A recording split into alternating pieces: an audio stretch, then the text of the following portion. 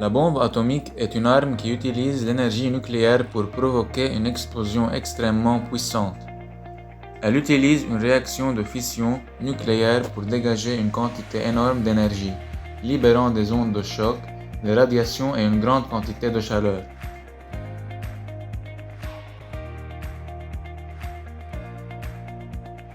Il existe deux principaux types de bombes atomiques, les bombes atomiques à uranium et les bombes atomiques à plutonium. La bombe atomique à uranium fonctionne en utilisant de l'uranium-235 qui subit une réaction de fission lorsqu'il est bombardé par des neutrons. La bombe atomique à plutonium utilise du plutonium-239 qui subit également une réaction de fission. Il existe également des bombes thermonucléaires, également connues sous le nom de bombes H, qui utilisent une réaction de fusion nucléaire pour libérer encore plus d'énergie que les bombes atomiques. Les bombes H combinent la réaction de fission d'une bombe atomique avec une réaction de fission qui se produit lorsque des noyaux d'hydrogène se combinent pour former de l'hélium.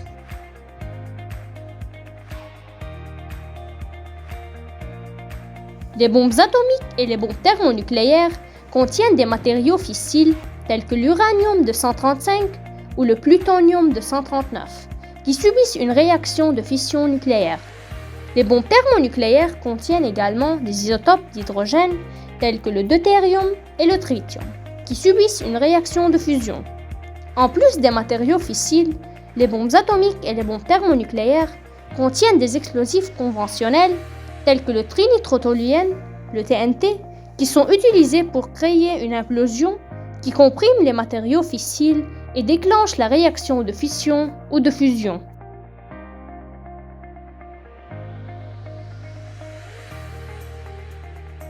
Dans une bombe atomique, on réalise le phénomène de la fission nucléaire, c'est-à-dire de casser les atomes. Pour cela, on utilise un atome de masse lourde comme l'uranium-235 ou le plutonium-239. Des neutrons sont libérés par une source radioactive et bombardent ces atomes, provoquant leur fission. L'idée est donc de casser l'atome en projetant des neutrons sur son noyau. Cette cassure est si violente que les charges positives des deux nouveaux noyaux se repoussent. Cette fission libère donc des neutrons supplémentaires qui bombardent d'autres atomes fissiles, créant une réaction en chaîne qui libère une grande quantité d'énergie. Dans une bombe thermonucléaire, la réaction de fission d'une bombe atomique est utilisée pour comprimer une charge de combustible de fusion composée d'isotopes d'hydrogène tels que le deutérium et le tritium. La compression provoque une réaction de fusion qui libère encore plus d'énergie.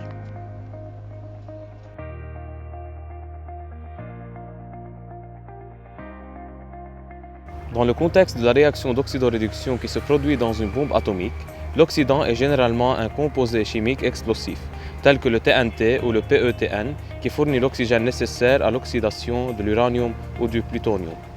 Le réducteur de cette réaction est l'uranium qui subit une réaction de réduction pour libérer l'énergie de la fission nucléaire. Il est important de noter que l'uranium ou le plutonium ne sont pas des réducteurs normaux tels que le carbone ou le zinc, mais plutôt des éléments lourds qui peuvent subir une réaction nucléaire de fission. Cette réaction est initiée par la réaction d'oxydation du composé explosif, ce qui permet de libérer une grande quantité d'énergie.